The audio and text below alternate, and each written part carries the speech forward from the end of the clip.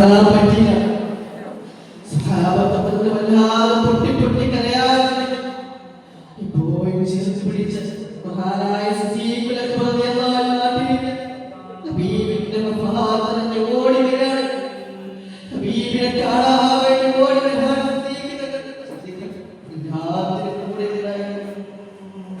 കൂട്ടുകാരൻ പോലെ എല്ലാ കാലങ്ങളിലും ഹബീബ് മനസ്സിലേക്ക് കൊണ്ടുവന്ന് എന്താ വേണ്ടത് എനിക്ക് ഹബീബ് വന്നു, എന്താ വേണ്ടത് സിദ്ദീഖേ എനിക്ക് ഹബീബ് വന്നു, ഒന്നും വേണ്ട. ആ ഹബീബിനെ പ്രത്യേകിച്ച് സിദ്ദീഖുൽ അക്ബർ റളിയല്ലാഹു അൻഹു സല്ലല്ലാഹു അലൈഹി വസല്ലം പ്രത്യേകം കരയുന്നുണ്ട്. ആ ഹബീബിന്റെ മനോഹരമായ നക്ഷത്രങ്ങൾ ജ്വലിച്ച് നിൽക്കുന്ന നെറ്റിത്തടത്തേക്ക് മഹാനായ സിദ്ദീഖുൽ അക്ബറിനെ ചുംബിച്ചുകൊണ്ട് പൊട്ടിക്കരയാണ്.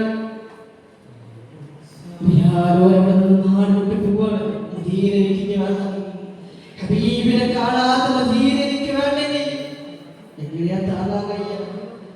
തങ്ങളുടെ ലോകത്തോട് ഇവിടെ പറഞ്ഞു പോയില്ലേ? ഹബീബിനെ സഹാബത്തിന്റെ ജീവിതം നോക്കിയപ്പോൾ ജീവിതം കൊടുക്കാൻ ജീവിതം പോയാൽ ഹബീബ് മാത്രമായിരുന്നു നമ്മുടെ മനസ്സിൽ. ഹബീബിന്റെ വഫാത്ത് പോലും അവർക്ക് താങ്ങാൻ പറ്റിയില്ല. സല്ലല്ലാഹു അലൈഹി വസല്ലം ഉടനീളം ജീവിച്ചവരായിരുന്നു സഹാബത്തിന്. അല്ലാഹു നമുക്ക് തൗഫീഖ് നൽകുമാറാകട്ടെ. വല്ലാത്ത ബന്ധമായിരുന്നു സല്ലല്ലാഹു അലൈഹി വസല്ലം.